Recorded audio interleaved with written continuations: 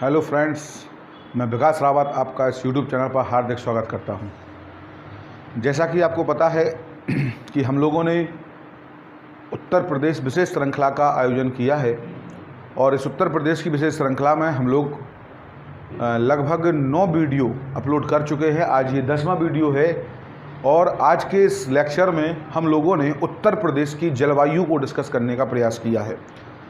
अतः आपसे यही गुजारिश है कि आप इस वीडियो का भरपूर फ़ायदा लें और आपके आगामी जितने भी एग्ज़ाम हैं उत्तर प्रदेश संबंध, उन सभी में बड़ी मात्रा में जो उत्तर प्रदेश से प्रश्न पूछे जाते हैं वो सभी प्रश्न इस विशेष श्रृंखला से आपके क्या हो जाएंगे, हल हो जाएंगे। तो इसी अच्छी बात के साथ मैं विकास रावत आज इस यूट्यूब चैनल पर उत्तर प्रदेश विशेष श्रृंखला की ये 10वीं सीरीज लेकर आपके सामने उपलब्ध हूँ। आज ये समय को न गंवाते हुए सबसे पहले हम लोग उत्तर प्रदेश की जलवायु के बारे में समझें। तो देखिए, जलवायु के बारे में अगर चर्चा की जाए तो कहा जाता है कि जलवायु प्रदेश के बारे में अगर हम जानें तो कहा जाता है कि उत्तर प्रदेश का जो क्षेत्र है, उत्तर प्रदेश का जो क्षेत्र है वह उपोष्ण कटिबंधीय क्षेत्र में आता है। याद रखिएगा, किस क्षेत्र में आता है? उपोष्ण कटिबंधीय क्षेत्र में। कहने का तात्पर्य यह है कि उत्तर प्रदेश की अगर हम चर्चा करें तो माना जाता है कि भारत के लगभग मध्य से भूमध्य रेखा होकर गुजरी है। तो भारत के लगभग मध्य से भूमध्य रेखा थे, तो उत्तर प्रदेश की जो स्थिति है वो थोड़ा सा उत्तर में है। ठीक, कर्क रेखा के कहाँ पे है? उत्तर में है। तो याद रखना है कर्क रेखा के उत्तर में है, तो ये उपोष्ण क्षेत्र कटिबंध क्षेत्र में आता है। इसको याद रखना है, सब ट्रॉपिकल जोन में ये आता है। तो याद रखिएगा उत्तर प्रदेश का क्षेत्र किस जोन में आता है, तो आपको कहना होगा कि उत्तर प्रदेश का जो क्षेत्र है ये उपोष्ण कटिबंधीय क्षेत्र में आता है। आगे चर्चा करें कि उत्तर प्रदेश की अगर वन लाइनर के तौर पर पूछता है कि उत्तर प्रदेश की जलवायु कैसी है, तो आपको याद रखना है कि उत्तर प्रदेश की जलवायु जो है उष्ण कटिबंधीय और मानसूनी प्रकार की है। कौन सी है? उष्ण कटिबंधीय मानसूनी प्रकार की है। तो पहले शब्द आया है उष्ण कटिबंधीय और फिर मानसूनी। कहा जाता है कि उत्तर प्रदेश की जलवायु उष्ण कटिबंधीय मानसूनी प्रकार की है, तो ये थोड़ा सा आप याद रखिए। कहा जाता है कि उत्तर प्रदेश के कृषि जलवायु प्रदेशों की संख्या कितनी है, तो याद रखिएगा कई बार परीक्षा में प्रश्न पूछा गया है कि उत्तर प्रदेश में जो कृषि जलवायु प्रदेश है उनकी संख्या कितनी है। सीधा वन लाइनर तौर पर पूछा गया है, तो आपको याद रखना है कि उत्तर प्रदेश में कृषि जलवायु प्रदेशों की संख्या कितनी है? 9 है। कितनी है? 9 है।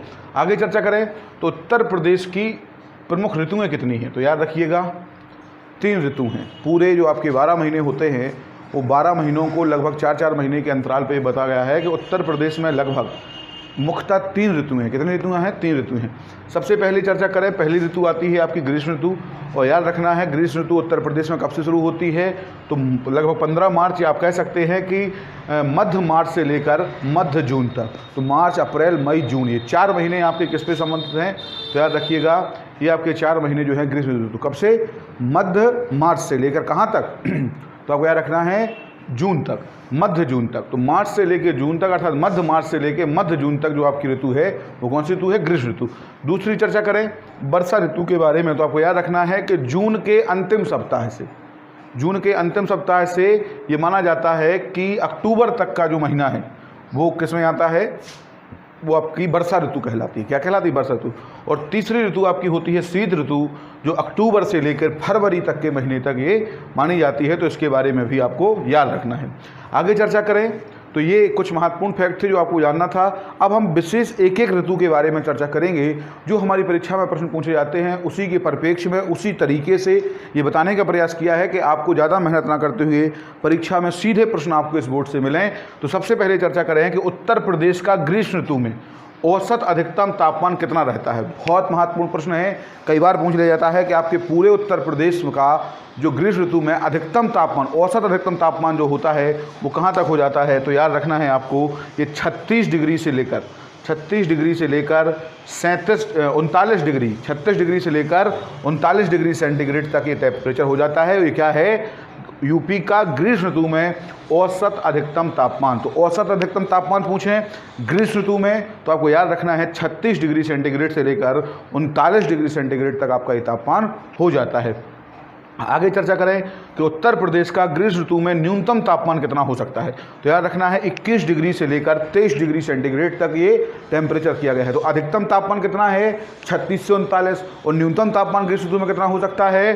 तो 21 से लेकर 23 तक। अगर हम औसत तापांतर की बात करें तो याद रखिएगा क्वेश्चन पूछा गया है कि लगभग 14 डिग्री सेंटीग्रेड ये इसका औसत तापांतर होता है, टेम्परेचर ऊपर नीचे होता है, तो लगभग 14 डिग्री सेंटीग्रेड तक तापमान का जो तापांतर है, औसत तापांतर, तो औसत तापमान कितना है 14 है, अधिकतम कितना है 36 से 39 है और न्यूनतम कितना है तो याद रखना है 21 से लेकर 23 डिग्री तक। आगे चर्चा करें सर्वाधिक तापमान वाला माह कौन सा होता है। बहुत महत्वपूर्ण प्रश्न है, आपसे पूछ सकता है कि मार्च से लेकर जो जून तक आपकी गर्मी होती है, इसमें सबसे ज़्यादा गर्मी किस माह में पड़ती है, तो आपको याद रखना है वो कौन सा माह है, जून।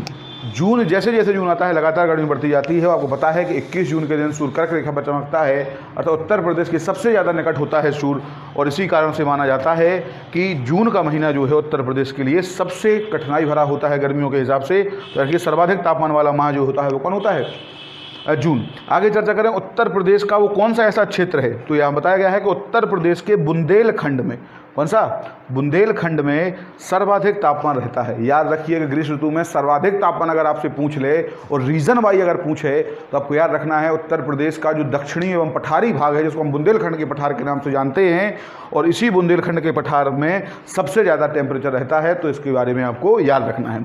आगे चर्चा करें कि सबसे अधिक गर्मी वाला जिला कौन सा है, तो याद रखिएगा बुंदेलखंड का एक जिला है झांसी और एक पश्चिम का जिला है आगरा। तो झांसी और आगरा वो जिले हैं जहाँ पे सबसे ज़्यादा क्या होता है, टेम्परेचर रहता है, तो ये आपको याद रखना। और अगर सबसे न्यूनतम गर्मी वाला जिला पूछें तो याद रखिएगा बरेली। बरेली जो है ये सबसे कम तापमान वाला जिला है। इसका मतलब ऐसा नहीं कि ठंड पड़ने लगती है, लेकिन तुलनात्मक रूप से अगर हम चर्चा करें तो झांसी की तुलना में काफ़ी ज़्यादा क्या होता है, ये टेम्परेचर कम रहता है। तो इस तरीके से ये आपकी गर्मी से संबंधित बातें हो गई कि सबसे ज़्यादा गर्मी कहाँ पड़ती है, तो बुंदेलखंड रीजन में पड़ती है। अगर चर्चा करें जिला कौन सा है जहाँ पर सर, तो झांसी और आगरा है।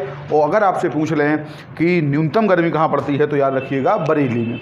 आगे चर्चा करें सर्वाधिक ठंड का महीना। अब हम शीत ऋतु की बात करते हैं, तो शीत ऋतु के बारे में आपको याद है कि शीत ऋतु कब से शुरू होती है, जून के अंतिम सप्ताह से, अक्टूबर से लेकर फरवरी तक। तो अक्टूबर से लेकर फरवरी तक जो होती है ये क्या पड़ती है, ठंड पड़ती है या शीत ऋतु। तो याद रखिए सबसे ठंडा महीना कौन सा होगा, सबसे ठंडे महीने के बारे में याद रखिए जनवरी जो होता है सबसे ठंडा महीना माना जाता है।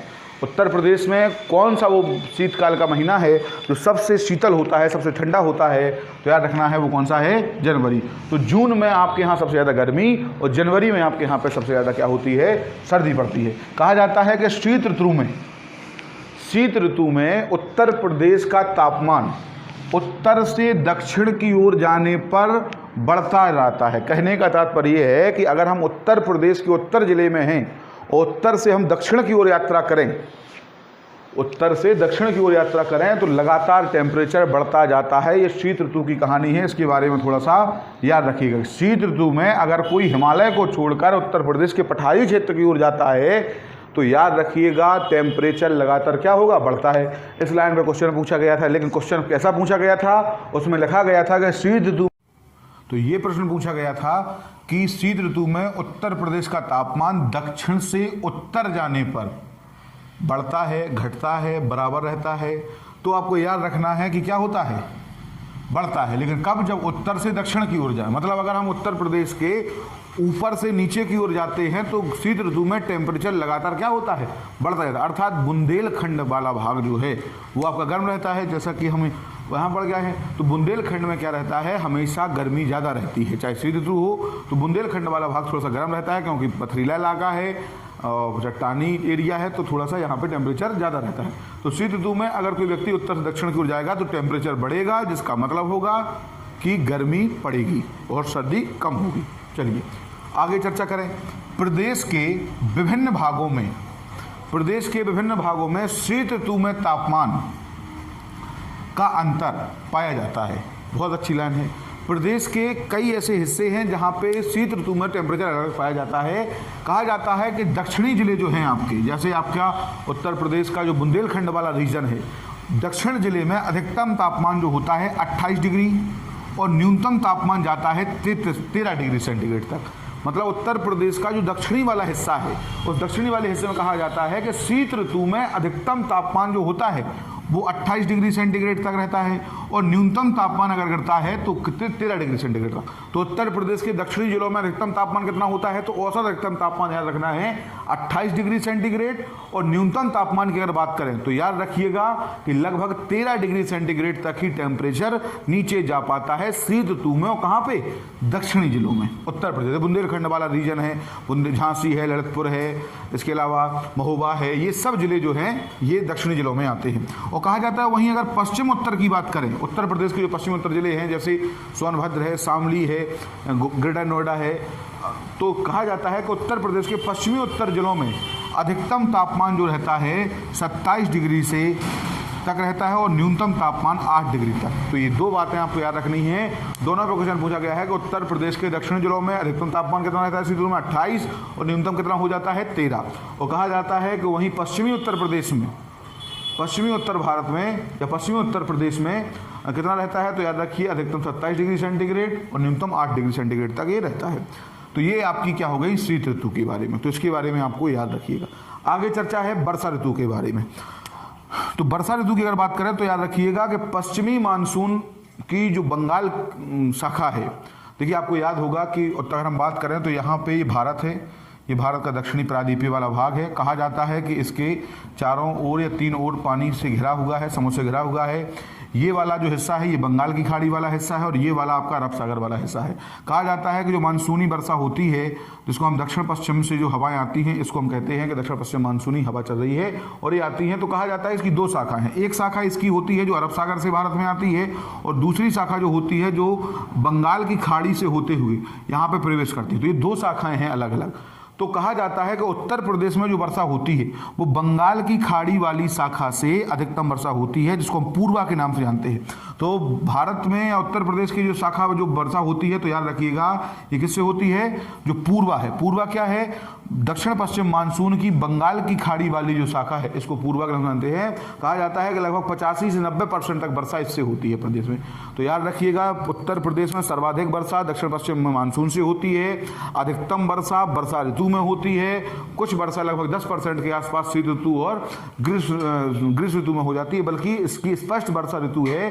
तो याद रखिएगा वर्षा ऋतु के बारे में हमने चर्चा की थी कि वर्षा ऋतु कब से शुरू होती है, तो जून के अंतिम सप्ताह से शुरू होती है और कहाँ तक जाती है, तो याद रखिएगा अक्टूबर माह तक यहाँ पे वर्षा होती रहती है। तो इसके बारे में थोड़ा सा याद रखिए। आगे चर्चा करें अगर, तो याद रखना है पूर्वी मैदानी भाग। पूर्वी मैदानी भाग की अगर हम चर्चा करें तो आपको याद रखना है कि पूर्वी मैदानी भाग में वर्षा कितनी होती है, तो याद रखिए 112 सेंटीमीटर। पूर्वी मैदानी भाग मतलब उत्तर प्रदेश का जो पूर्वी मैदानी भाग है वहाँ भी वर्षा कितनी होती है, तो लगभग 112 सेंटीमीटर के आसपास वर्षा होती है। अगर चर्चा करें कि मध्य मैदानी क्षेत्र में कितनी वर्षा होती है, तो याद रखिएगा लगभग 94 डिग्री सेंटीग्रेड के आसपास क्या होती है, वर्षा होती है। तो मध्य मैदानी भाग में कितनी वर्षा होती है, 94, और पूर्वी उत्तर प्रदेश में कितनी वर्षा होती है, तो 112 सेंटीमीटर। और याद रखना है कि पश्चिमी मैदानी भाग में अगर हम औसत वार्षिक वर्षा की चर्चा करें तो लगभग 84 सेंटीमीटर क्या होती है, ये वर्षा होती है। तो ये आपको तीनों रीजन के बारे में याद रखना है। सबसे पश्चिम का पहले पूछा जाए तो आपको याद रखना है कि सबसे कम वर्षा कहाँ होती है, पश्चिम में। पश्चिमी मैदानी क्षेत्र में लगभग 84 सेंटीग्रेड तक वर्षा होती है। मध्य में कितनी वर्षा होती है, तो 94, और पूर्व में कितनी वर्षा होती है, तो याद रखिएगा 112। कहा जाता है कि उत्तर प्रदेश में जब मानसूनी हवाएं आती हैं और ये पूर्वा हवा जब आती है तो कहा जाता है उत्तर प्रदेश के पूरब से क्या करती हैं, एंट्री करती हैं, तो ये आर्द्रता से लवरेज होती हैं, तो क्या करती हैं, वहाँ पे वर्षा करती हैं। तो सबसे ज़्यादा वर्षा पूर्वी हिस्से में होती है। आपने सुना होगा गोरखपुर में सबसे ज़्यादा वर्षा होती है, जबकि मथुरा और आगरा में सबसे वर्षा कम होती है। तो याद रखना है पूर्वी मैदानी भाग में वर्षा कितनी होती है, 112 सेंटीमीटर। मध्य वाले भाग में कितनी होती है, 94, और पश्चिमी भाग में कितनी होती है, तो लगभग 84। यहाँ पे लिखा भी है कि सबसे ज़्यादा वर्षा कहाँ होती है, गोरखपुर में। सबसे ज़्यादा वर्षा याद रखिएगा कहाँ होती है, गोरखपुर में होती है। और न्यूनतम वर्षा कहाँ होती है, तो मथुरा। न्यूनतम वर्षा कहाँ होती है, मथुरा और आगरा। तो इसके बारे में आपको याद रखना है।